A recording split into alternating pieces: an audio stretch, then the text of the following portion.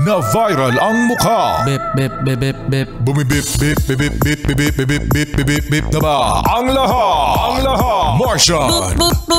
Enrico Pañero. Bip, bip, bip, bip, bip. Bip, bip, bip, bip, bip, bip, bip. Bip, bip, bip, bip, bip. Titilaak! Titilaak! Bip, bip, bip, bip, bip. Ito na ang 101.1 Yes FM Balitang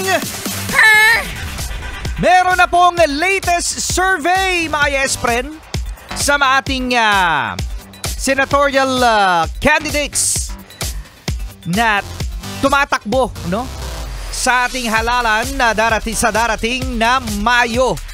Ang survey na ito ay face-to-face interviews noong January 17 to 20 at 1,800 registered voters ang sinabing boboto nila ang mga kandidatong ito. Okay, so ito na mga Yes Friend, sasabihin natin ang mga ilan sa mga politiko o non-politiko na nakapasok sa Senator Survey. Teka, nasa ba yung background music natin? Ito. Ayan. Graduation! Oo, ayun, sasabihin natin yung mga pangalan ng mga nakapasok sa survey sa pagiging senador. Nangunguna sa survey.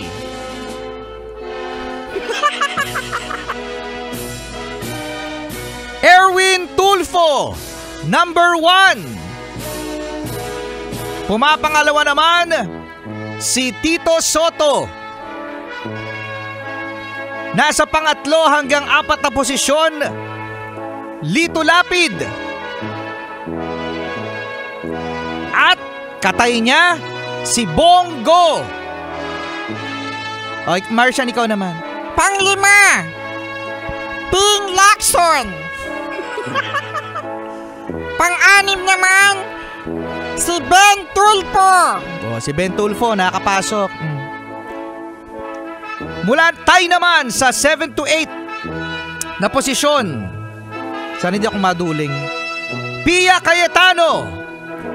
Katay niya si Manny Pacman Pacquiao. Masama niya si Pacman Pacquiao. Pang-siyam, Abby Binay.